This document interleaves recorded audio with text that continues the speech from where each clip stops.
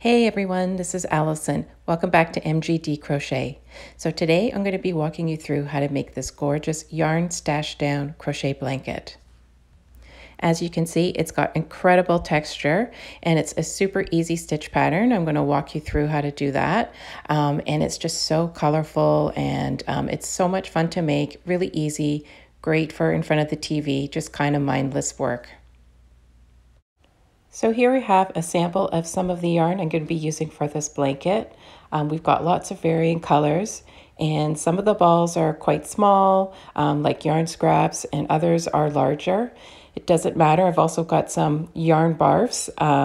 And so for this project, what we're going to do is we're going to hold 2 strands of yarn together. So I'm keeping it to medium weight yarn only. I'm also going to show you how to join our balls together so that there will be no ends to weave in on this blanket, which is totally fantastic. So we're also going to need a 8mm crochet hook and of course a pair of scissors. And let's get started on the pattern. So let's create a slip knot with our 2 strands held together to get this blanket started and place it on our hook. And we're going to chain 134 chains. The blanket itself measures approximately 50 inches in width, and the multiple for this pattern is 2 chains. So if you want to increase, you just go up by 2 chains, an even number, and likewise if you want to decrease, you just count down by 2. As you can see here, I've just run out of yarn on one of my balls, and we're going to attach a new ball of yarn to that one using the magic knot method. So laying the new piece of yarn over the old one, we're just going to create a knot over that old piece of yarn and just tie it really, really tight. Give it a good tug so it doesn't go anywhere. That's the key to this magic knot. And then we're going to do the same with the other piece of yarn. So we're taking our brown strand that had run out and we're tying it over the new ball of yarn just the same way and pulling really tight, creating 2 knots there. And then we're going to pull on the long ends of each color and just pull them together to create 1 strand. And then of course we want to snip our ends really close to the knot, and then we are ready to go. We've got our new ball attached and we can continue with the rest of our 134 chains. So I just finished off with my 134 chains, and now we're going to get started on the first foundation row of our blanket. So the first stitch that we're going to place is a single crochet into the 4th chain from the hook. So we'll just place it right there, pull up a loop and pull through both loops, and then we're going to chain 1 and skip 1 chain in between and place another single crochet into the next chain. Just right there. And then it's going to be another chain and skip 1 chain and place a single crochet into the next chain, just like that.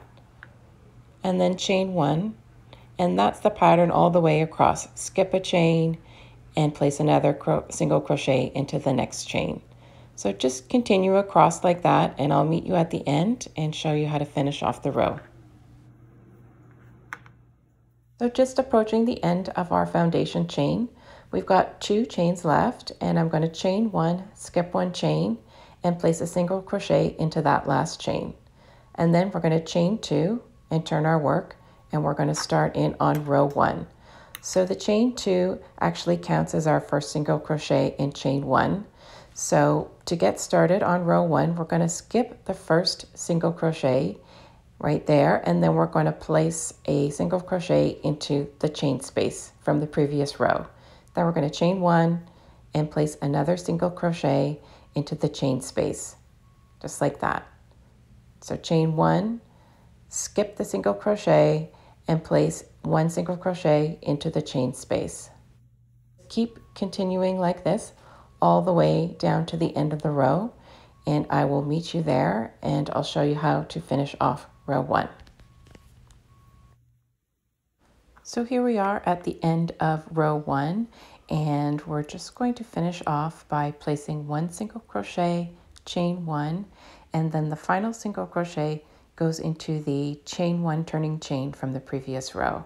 So we just place our single crochet there, and then we're finished that row, and we're going to chain up 2, turn our work, and start in on row 2. So the beginning of row 2 is just pretty much the same as row 1.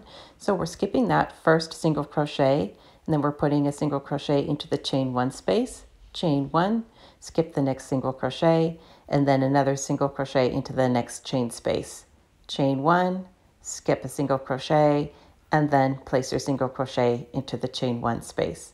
And then that's the same all the way across, chain 1, skip a stitch, place a single crochet into the chain 1 space. And so what I'm going to do is work a few more rows, and then we'll have a little check-in to see how things are looking before we move on to finishing up the rest of the blanket.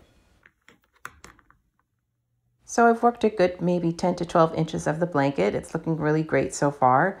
And I just wanted to go through one more time how we finish off the end of a row. So we're just chaining 1, and then essentially that last single crochet is going into the turning chain from the previous row. And that's where we place our last single crochet, and that finishes off the end of the row. So this is what it looks like so far. I'm super excited and happy about it. All the colors seem to be meshing well together. It's got beautiful texture, and yeah, so I'm going to keep going until about 60 inches, and then I'm going to stop there. Of course, you can make your blanket any size you wish. And then we'll move on to making a border for the sides of the blanket. And then for the ends of the blanket, we're going to do a nice little fringe.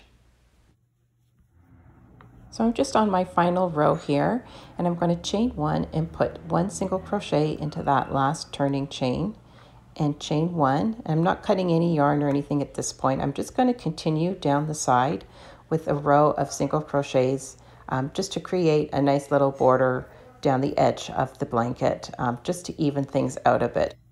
So just continue working evenly down the edge of the blanket with single crochets, and when you get to the end of the blanket, fasten off your yarn at this point, and then we are going to reattach onto the other side and continue along with the border on the other side of the blanket.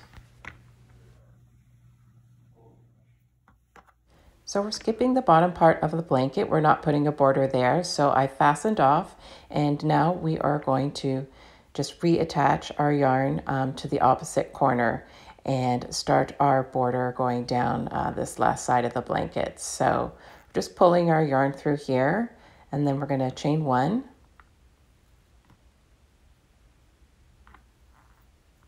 There we go, and then we're going to start with a single crochet right into that same stitch, like that, and then just continue all the way along the edge of this side of the blanket evenly with our single crochets. And then once you get to the end, fasten off, and then we'll get ready to do our fringe and finish everything off.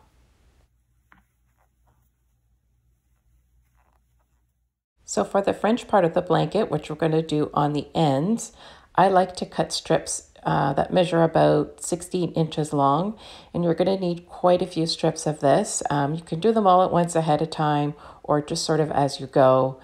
Each fringe consists of 3 strips of yarn, then doubled over it'll be 6 pieces of yarn hanging down to create the fringe. So go ahead and start cutting your strips, and then I'm going to show you how to attach them to the blanket.